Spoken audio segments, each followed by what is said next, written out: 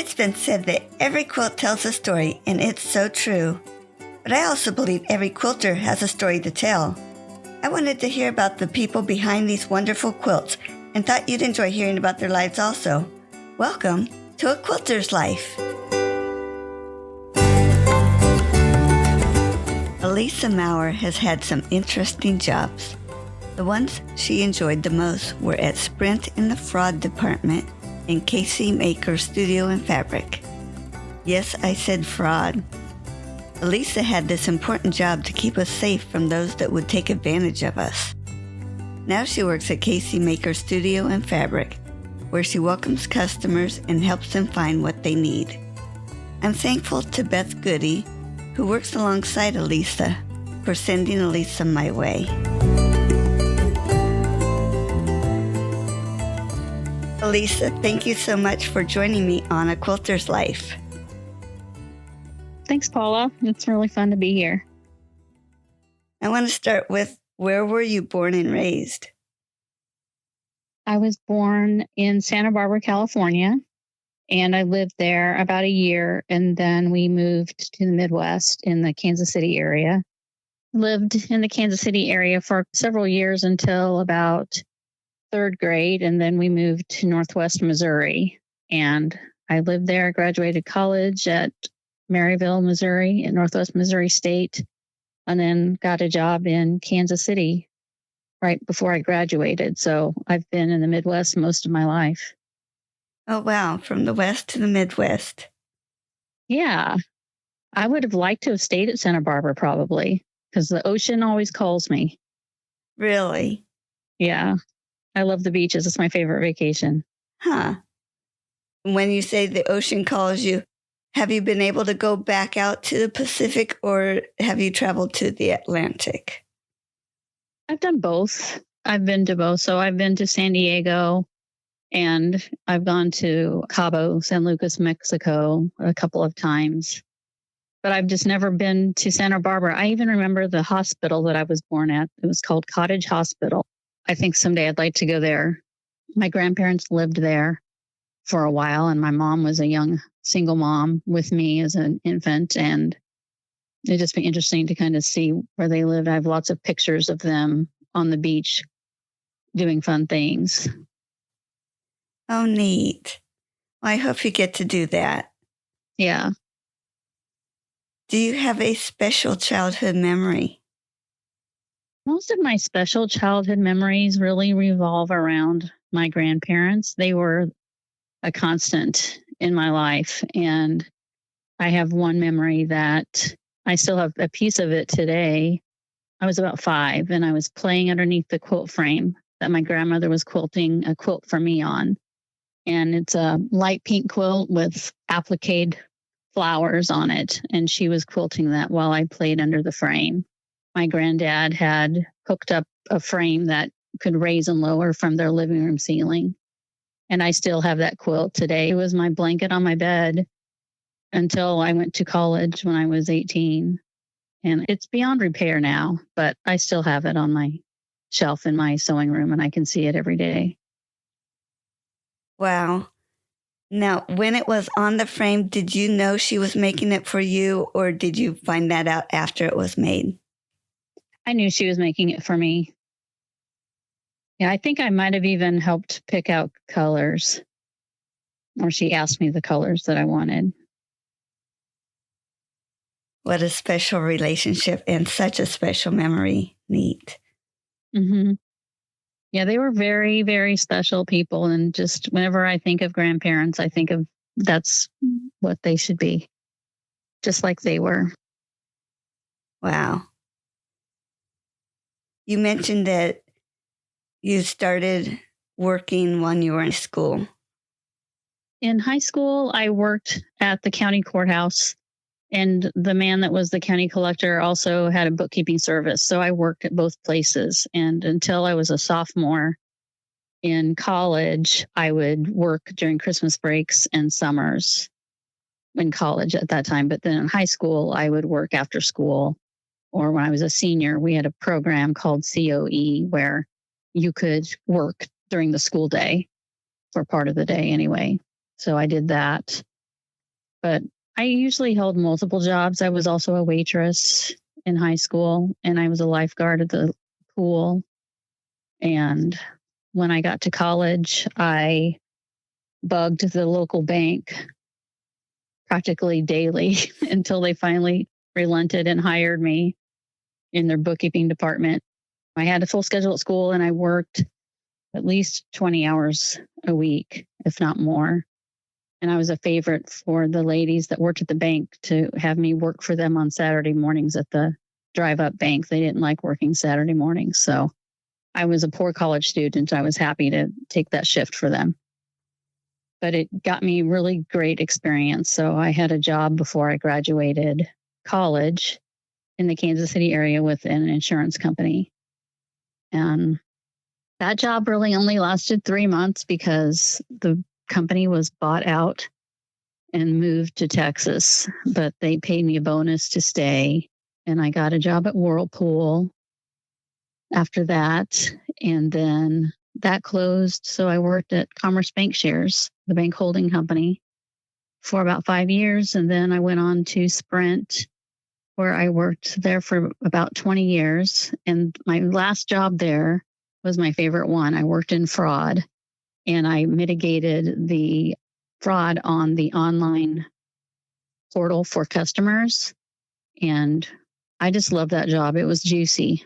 You got to hear all the dirt and see all the stuff, the bad guys, the great lengths they will go to. It was fun to stop them. Oh, wow. My mind is racing with the fraud. There is so much. It's just unbelievable what people will do. If people would work that hard at a job, it would be amazing what they could accomplish. Exactly. That's what I would always think. It's like, put this much effort into something that's legal. Did you have a job after that? So after working at Sprint, I was off for a while, and then I started working at Loft, the clothing store, which I liked. I worked there part-time, and I liked that. And then I went to Nordstrom, and from Nordstrom, I went to Casey Maker Studio and Fabrics in Mission, Kansas. And that is the best store. I love working there. That's got to be right up there next to working in fraud at Sprint. But it's just a different kind of fun. I love the creativity that goes on there. And I love helping customers with their projects and selecting fabrics. And the greatest thing that a customer can do, and I've had several people do this, and it feels so good, is they will complete a project that I help them with, and they'll come into the store and bring it, or they'll come in and show me a picture of it completed. And that's so fun. And, just to see how happy they are, it's very gratifying. As you're helping them pick out the fabric, do you picture in your mind what it looks like? And then when they bring it in, you can remember that, or do you not have a clue? No, I picture in my mind what it will look like. The thing is that I help so many people all the time. I don't always remember them when they come back, but I'm still happy that they are showing me. But a lot of times I do remember, but sometimes I don't. And there was a lady that made a bag that came in and showed me a picture of her bag, and it was beautiful. And at the time I was like, oh, I don't quite recall this. And then later on, I remembered her because she bought the last of the bolt of this beautiful canvas. And then I remembered her later. But unfortunately, I didn't remember when she was in the store. But as you come in more and more often, and I help you more and more, then I get more acquainted with you and remember better. And that's fun. We have our regulars. And then I love it when we have brand new people to come in, just happen to drive by or saw us on some social media. And so I get to give them the tour. That's always fun too. Oh, wow. I'm picturing as a new person walking into your store and you greeting them. I haven't heard of someone giving a tour of the shop. Yeah, I will show them where we have our designer fabrics and where we have our wide backs and our clearance and our bag making and the cross stitch and embroidery and garments. And so I try to not overwhelm them, but hit the high points just to get them acclimated, whatever their interest is, so they can kind of gravitate towards their area of interest, so that it's helpful to show them where the different areas are, so then they can start looking. But a lot of times people are like, I wish I had more time, or they feel overwhelmed because we have so many options and things available. So they said they'll have to come back, make another trip. They'll probably find more things that they love. Yeah. Well, with your background in banking and bookwork, I almost expected you to be working in the background, but you're getting to be out with the customers. Mm-hmm. Yep, I'm with the customers, and I love that interaction. And I discovered how much I loved that when I worked at Loft after I left Sprint. And I actually just recently started working at Loft again. So I have 2 part-time jobs, one at Casey Makers and one at Loft. But I love the interaction with the customer and greeting them and talking with them and getting to know them. That's part of the fun of it. And it also helps me help them better if I get to know them a little bit. Mm-hmm. Well, at Casey Maker Studio, you've got to meet Beth Gude, and I had a wonderful interview with her. Tell me about meeting Beth. Beth is awesome. She's so talented. She's a talented quilter. She handles the social media for the store, and she does an excellent job at that. I met her, I believe she will host some of our quilting retreat days.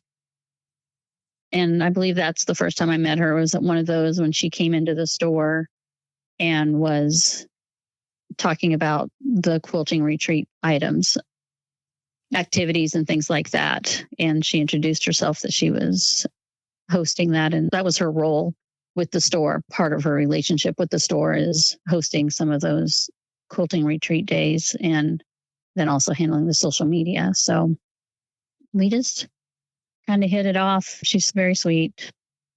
I really enjoyed her interview with you. That was interesting too. I learned some things about her that were fun.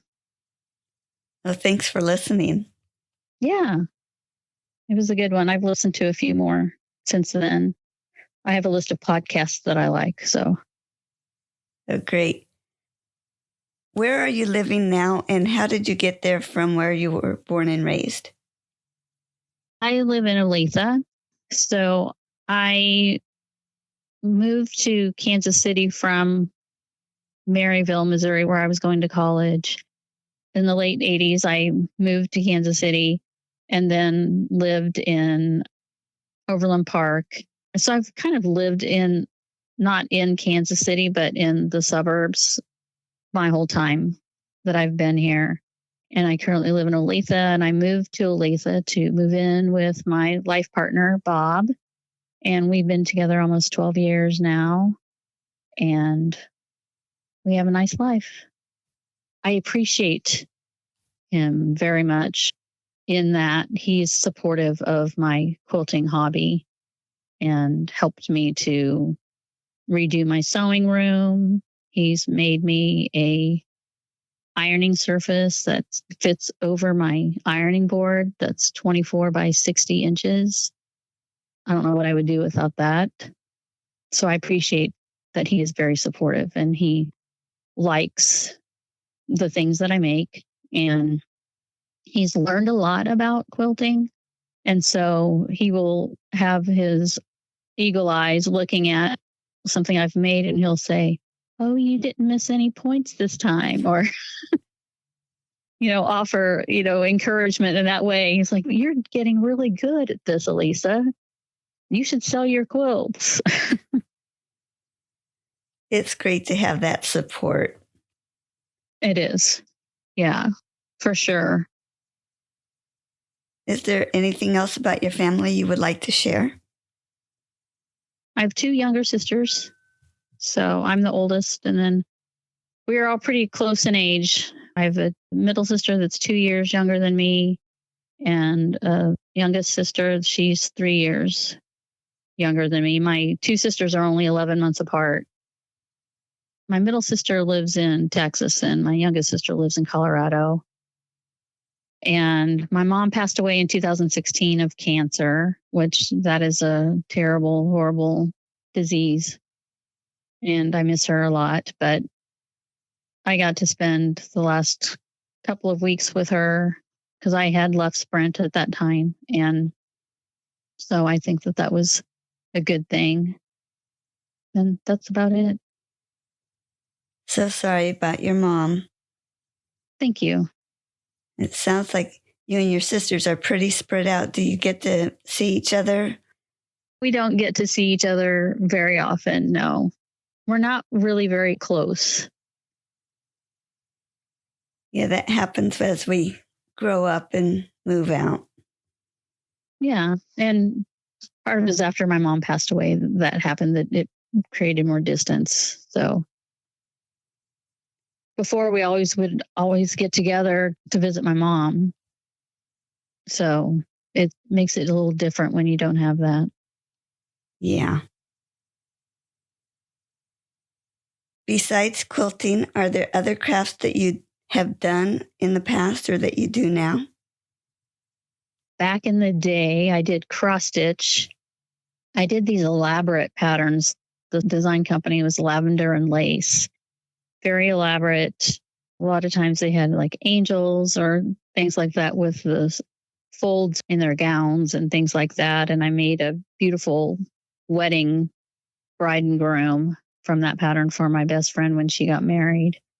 Now cross stitch is having a resurgence, and I tried it again not too long ago, but my eyes are not the same as they were. So I used to stitch on linen, and I tried to do that again, and it's like, no, I'm going to have to go back to Ada cloth instead. But I like cross stitch. I used to do toll painting. Do you know what toll painting is? Mm-hmm. But I used to do that. And I actually taught classes at a craft store, like a Hobby Lobby type of a place, but I don't remember exactly the name of the store. I think it's one that is no longer in business, but I taught toll painting and I made a lot of things and I would sell them at craft events. I've done a lot of DIY, like in my house, just making things, picture frames and all kinds of things like that. I've done knitting and crochet, although I'm not very good at that. So I don't really like it that much, but my grandmother taught me to crochet. But my crochet always ends up to be diagonal for some reason. I took a home ec class in high school and I made a pillow, a cat pillow that looked like a cat. And I won first prize for that cat pillow, but I wasn't bit by the sewing bug at all until I took a quilt class at a local quilt store in Olathe. And I really enjoy that. And I've lately started doing bags, making different kinds of bags. And I'm working on one right now that's going to be a shop sample at the store. So the pressure's on to make it look really, really nice. So I've done a lot of things that have been creative. I've even tried watercolor paints and stuff. My mom was a great artist. I mean, she could paint beautiful sceneries and she liked to do like dilapidated barns and out in fields and things like that. One year she etched onto I think it's plastic Christmas ornament in the shape of a heart, the engagement picture of my ex-husband and I when we were engaged, and she etched that into the plastic Christmas ornament and it looked just like the picture. So I'm not as talented as she was, but she wasn't into quilting like I am and like my grandmother was. My grandmother was the quilter, but she was an artist too. And I think I get some of that creativity both from my grandmother and my mom. It's interesting how we have our different strengths, and they're all so wonderful. Mm-hmm. Alycia, do you have other hobbies?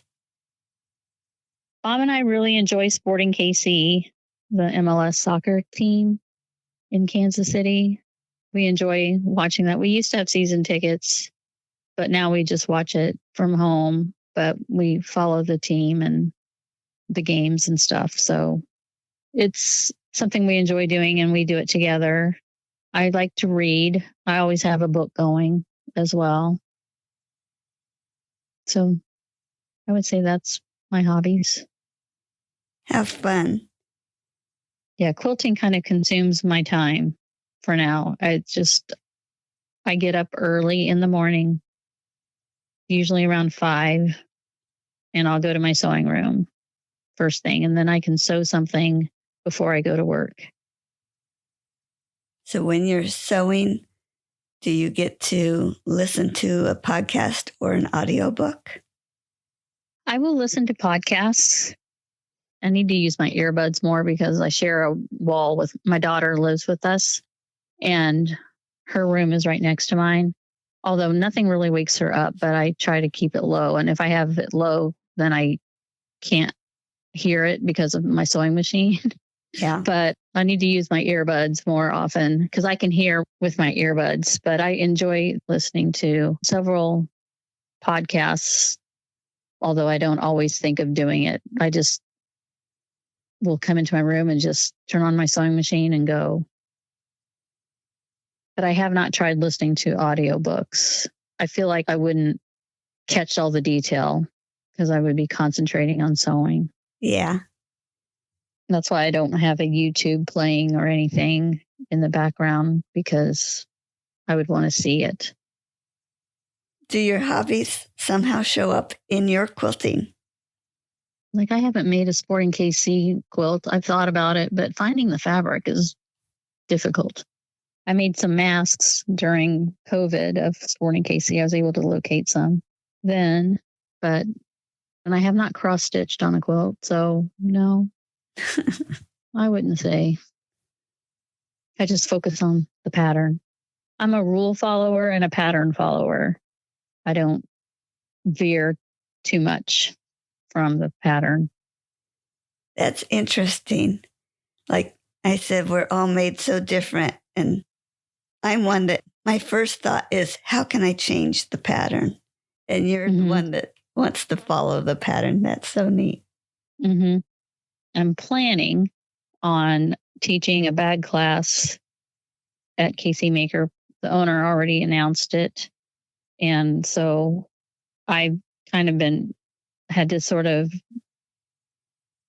cobble together from just different YouTubes and stuff like that, a bag that I like. That was quite a struggle. I mean, and it was an accomplishment because I made one, but I have improvements I want to do on it, make it a little bit bigger for sure. But that was outside my box. I wasn't not used to doing that. I'm used to, you hand me a pattern and I can read and I can follow the directions. That's my comfort zone. But I got outside of my comfort zone, so I'm proud of that. That's great. Are there certain pattern designers that you like to follow? Well, right now I'm making bags and I'm really into noodle head bags. And I've made Bianni bags before, and those are nice. But like pattern designers, I mostly don't necessarily follow a pattern designer. I follow fabric designers. Like, I love Crystal Manning. She's in the Kansas City area. And I like Corey Yoder. I love Ruby Star Society, Allison Glass, all the modern type of quilt fabrics. But pattern designers, I just look at a pattern and decide whether I like it or not. It doesn't really matter who. Although I do love Quilty Love. I will say I have an exception. Quilty Love by Emily Dennis. I've made 2 of her patterns twice, and they're great. The Expanding Stars and Quilty Hearts, both of those I've made 2 times because they're such well-written patterns, and They go together pretty quickly. And I have a collection of hers that I have not made yet. I have a collection of a lot of patterns that I have not made yet. I think every quilter does. More patterns than time. Yeah, if we could just add more time. So I took the long way to answer your question, but yeah, I do have one.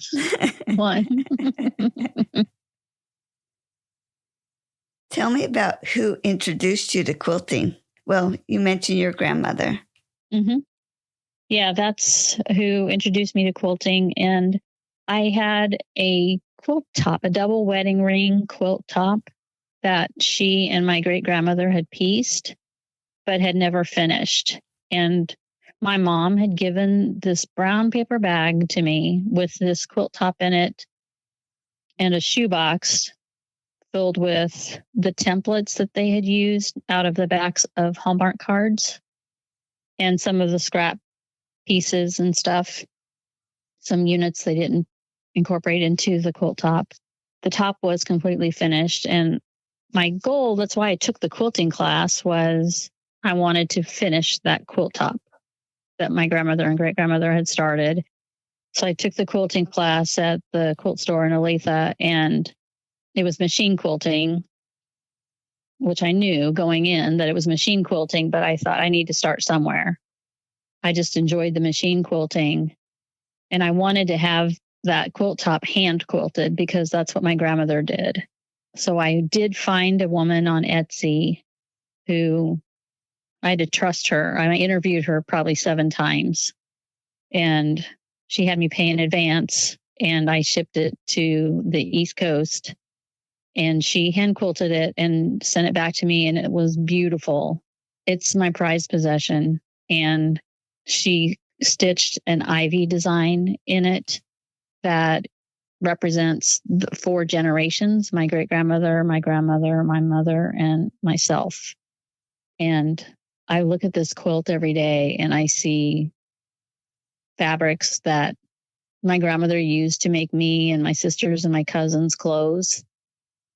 The quilter that quilted it said there was all kinds of different fabrics in there: shirtings, men's ties, drapes, feed sacks, regular like dress fabrics, things like that. And she said it did a number on her fingers, but it turned out beautiful. And I'm glad I took the leap of faith and trusted her with this, because I couldn't be more pleased. She tried to teach me how to hand quilt and sent me a stencil and a hoop and the needle and thread, like a little kit. The hand quilting, just not my style. Not fast enough for me. And to try to learn on that special quilt would have been difficult. Yes. I mean, it took her 3 months to do it, and it would have taken me years. Yeah. But to send it off had to been, well, you had to wonder if you were ever going to see it again. Yes. And if I saw it again, what kind of condition? I mean, was she a good quilter? Like I said, I interviewed her like 7 times, and she sent me pictures of her work, and she does quilt restorations and things like that. And she had a legitimate website aside from her Etsy shop where she sold quilt tops and things like that. But you're right. I was afraid I would never see that quilt top again.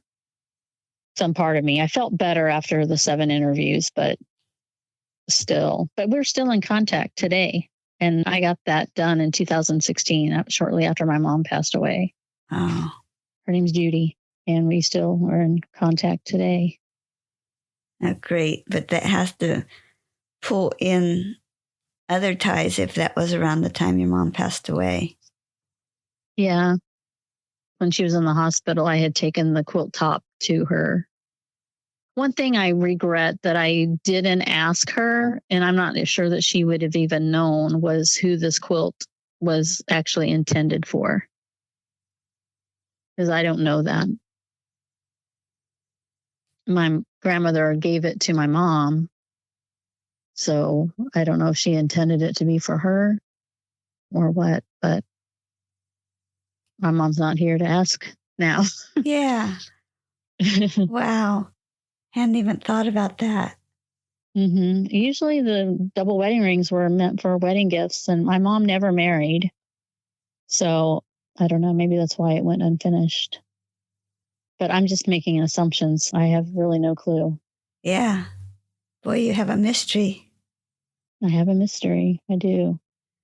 One that will remain unsolved. Yeah. I'm just trying to put another piece in there, in that knowing it had fabrics from so many different aspects of her life. Yes. Yeah, my grandmother was a seamstress. Some of these, I'm sure, are fabrics left over from customers too. She used to make me clothes from the scraps that I still have in a box in my garage. I have my baby clothes that my grandmother made me, and there's one that's a white fur coat with a little bonnet and a muff that was left over from when she made a coat for a woman when she lived in California. And so I was wearing that one day, and so my grandmother told me the story. This lady at the store said, "Well, isn't that a pampered little puss?" And so my grandmother made me a yellow dress. It has a white band on the bottom with an embroidered kitten chasing yarn, and it says "Pampered Little Puss" on it. So my grandmother was funny. Sounds like it. When you think of all the quilts, whether it's one that you made or somebody else made, do you have a favorite quilt?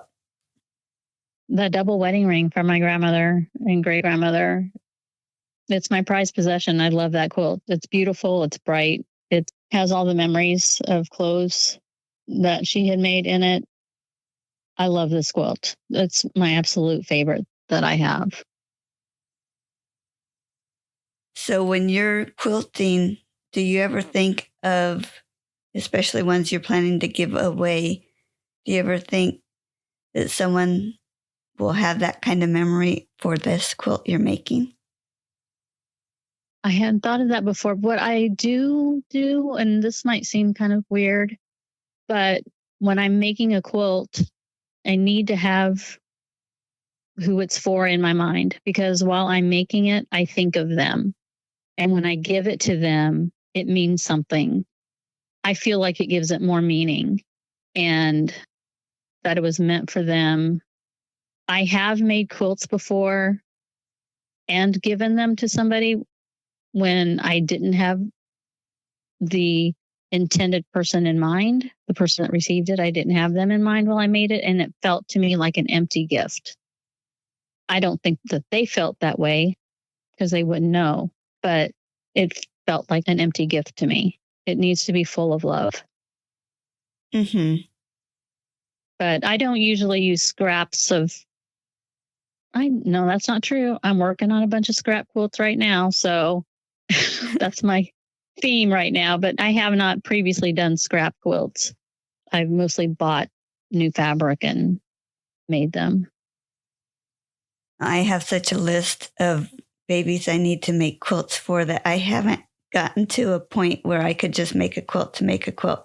But I do agree that having that person in mind while I'm making it, I feel connected to them, even though many of them I have to send off and I haven't gotten to meet that baby yet. Right. Yeah, it makes a difference. While you're working on your quilts, is there a tool that you love? Yes, I am always reaching for, and this is for flying geese or for folded corners, my simple folded corners ruler by Doug Lico of Antler Quilt Design. I have the mini, which I use the most, and I have the regular size for larger ones, but most of the quilts I make have flying geese or folded corners, so I use that all the time. And I thought I'd lost my mini one time, and I went and bought another one, and of course I found it. But that's okay, because I put the extra in my to-go sewing bag where I have duplicates of everything, so I can just pick up and go to sew days. But I also really like my Bianni stiletto. That thing has like the end of it, the pointy end, is kind of rough. So it really grips, and it's really good like for putting on binding and things like that. Huh. When you mentioned that you make a lot of flying geese, I never thought to ask people if they have a favorite block. Yeah, I love star blocks, but I love churn dash blocks because that reminds me of my grandmother. But for me, I love making star blocks, any star block. Now, some people like each step of the process. Do you look forward to a certain step, or do you like each step along the way? I like the piecing part and seeing the blocks come to life. That's the part that I like the most. My least favorite is what I think is boring, like putting on borders or sashing, piecing a backing, things like that. But I love piecing the blocks. Interesting, because I always thought of piecing as piecing, but you like certain piecing rather than the sashing or borders. Right. I like seeing the block come to life with all the colors and everything. That's what I really enjoy. Describe your worst quilting experience. Oh my goodness, I have a bad one. I took that quilting class and we made a sampler quilt. And my top turned out great. I was really pleased with it. And I went to have it quilted because that wasn't part of the class, wasn't. Even though I took the class to learn to quilt, the quilting part was not actually part of the class. That was a different class, but I paid to have somebody quilt it. This lady that was an acquaintance through Bob. And when she came to get my quilt to take it to be quilted, and she said, my quilt will not win any awards. How awful. I just said, I'm not entering it into a competition. But that was my very first quilt, and that was a hard thing. I love that quilt. I still have it, and it's on my shelf, and it looks good. She did a good job quilting, but she did quilting for people that entered their quilts into quilt shows and won major awards. And she won awards for her own quilts and things like that. So she was an award-winning quilter, but my quilt would not win any award. It won an award for me because I finished it. I started something and I finished it. I'm so sorry that happened to you, but I'm glad you didn't stop quilting because of it. I got a new quilter. That's what I did. I found somebody who's very gentle on new people, and she still quilts for me now. I haven't sent anything to her for about a year, but I had a pile stacked up. But she is very good, and she will give constructive, I'm not going to say criticism because it doesn't come across as criticism, but she'll say, hey, I had a little seam pop. I had to do a little extra quilting on this area because you had a seam pop because you had an 1/8 inch seam instead of a 1/4 inch seam. You need to watch your seam allowance and make sure you're consistent, and then you have at least a 1/4 inch. And if you don't, then you need to reinforce the seam. So I learned to check all my seams before I sent the quilt off to her, so I don't have a pop seam when she loads it onto the machine. Things like that help a new quilter. And that's a great tip, and we're not even down to the tip question yet. Yeah. Alycia, why do you think you make quilts rather than spending your time doing something else? I love how when I am making quilts, my mind is set free. It's just, I can't think of anything else. I'm just focusing on making the quilt, and I just feel very relaxed and free when I'm sewing. It's the best feeling. And it's like, who doesn't want to feel good? So I sew all the time. Well, it's amazing. I know you have to love it because who else would get up at 5 a.m. to sew? Exactly. And who do you usually make your quilts for? I've made quilts for family and friends, and I have a lot that I've kept that I just use around the house, and some that I have stacked up in my sewing room on top of my Calyx bookcase.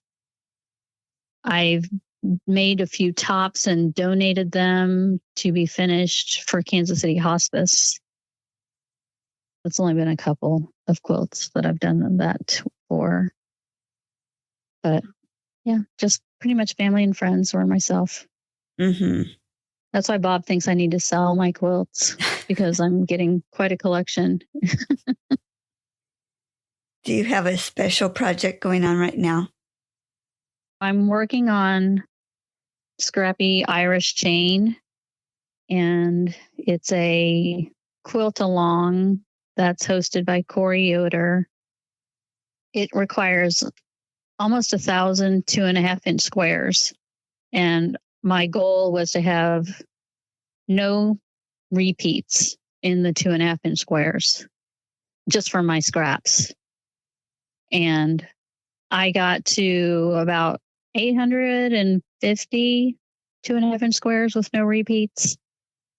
And then I had to bust into some newer fabric to get the rest of it. But there's a lot of memories of quilts that I've made in those scraps. And some of them I don't remember ever using. There's a beautiful piece of Essex linen that's kind of gold, like metallic.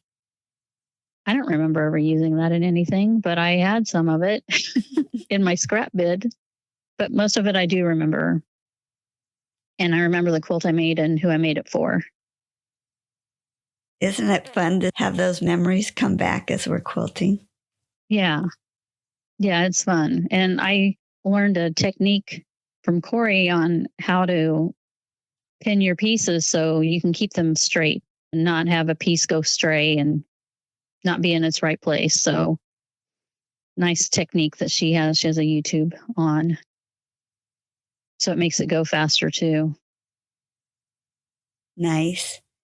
I've just finished up a double Irish chain, but with having the same colors, I could do strips and put it together that way, but I can't imagine doing each individual square. Yeah. It's each individual square. But it goes pretty fast using the pinning technique that Corey has on her YouTube. It's not bad at all.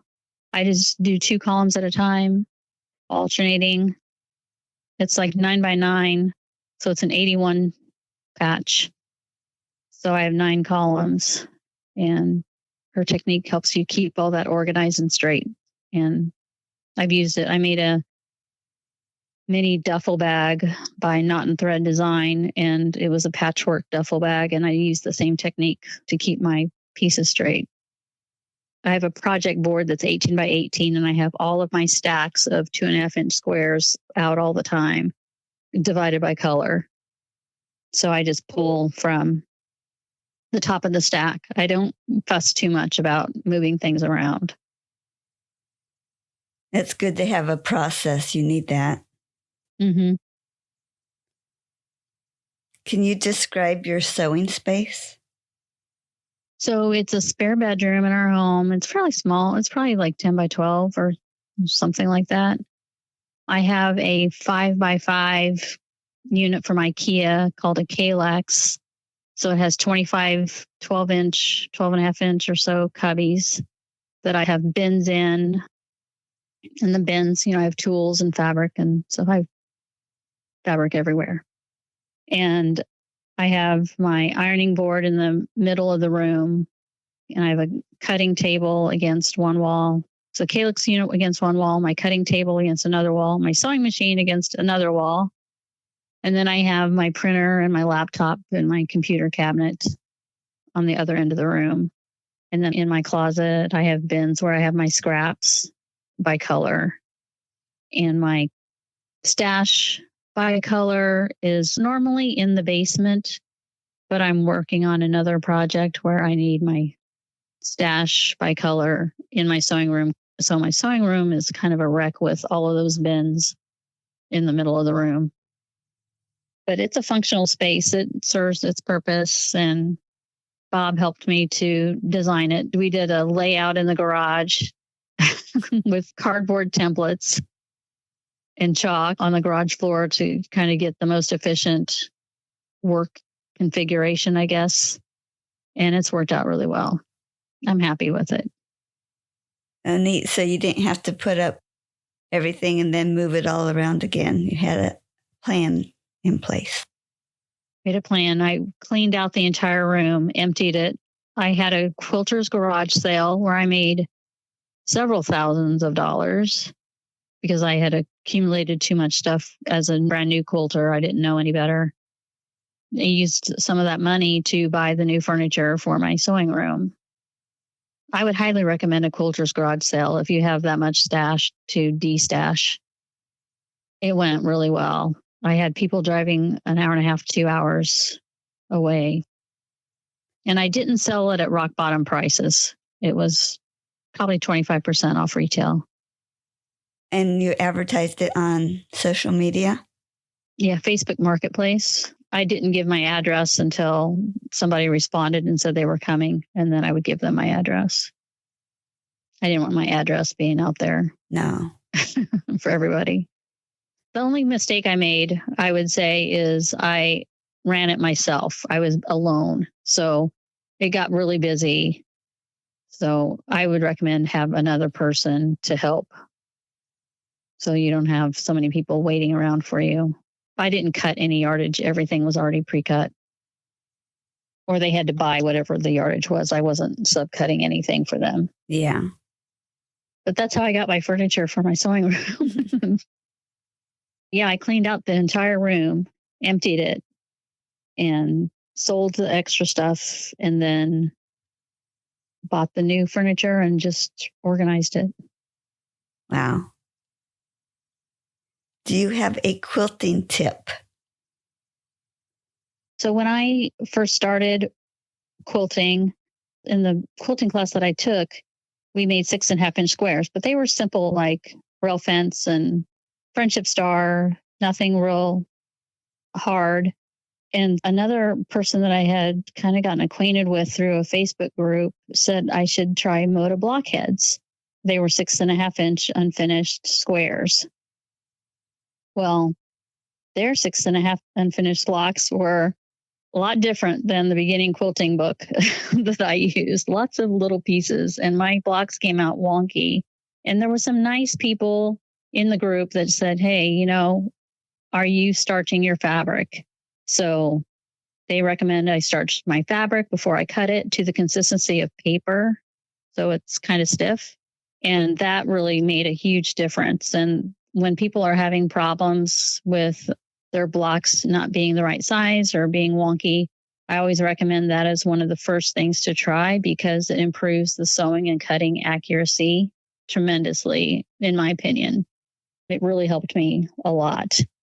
And I would say another important thing for being accurate is to find a brand of quilting rulers that you like and stick with that brand rather than mixing brands within a project because not all of them measure out the same. And I made that mistake in some of my first blocks and they were not accurate. And once I figured out that it was because I was switching rulers, then that made a huge difference as well.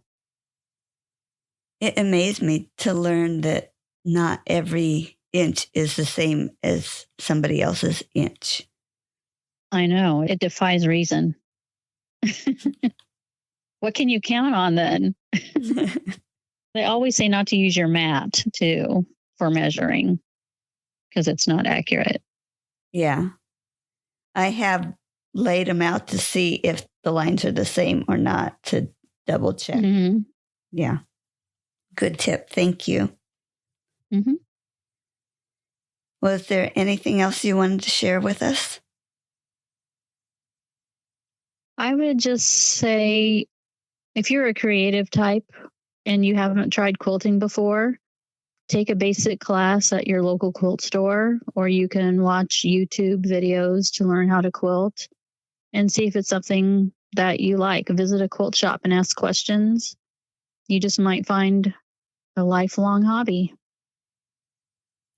I think so many of us started with that first quilt class, and yes, we just fall in love with it. So that's a great tip. Thanks. Mm-hmm. Well, thank you so much for spending your valuable time with me. I know you are so busy, and I really, really appreciate getting to hear your story. Well, thanks for having me. It's been really fun to talking to you and just sharing my experience with quilting. It's been wonderful. Thank you. Goodbye. Bye-bye.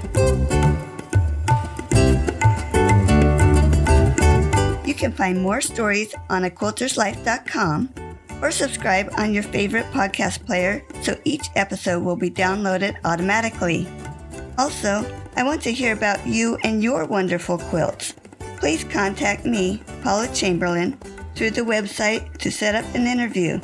And as always, thanks for listening.